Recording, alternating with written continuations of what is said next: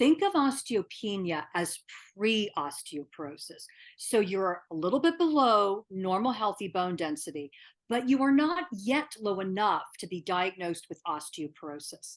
When you have osteopenia, your chances of breaking a bone aren't all that high. But if you continue to lose bone density and get osteoporosis, then you have a much higher risk of breaking a bone. So when you have osteopenia, your doctor should be aware of it, and you should get regular bone density tests, usually once every 2 years. You also want to be getting the right amount of calcium, vitamin D, and getting that weight bearing exercise so you can hold off that osteoporosis for as long as possible.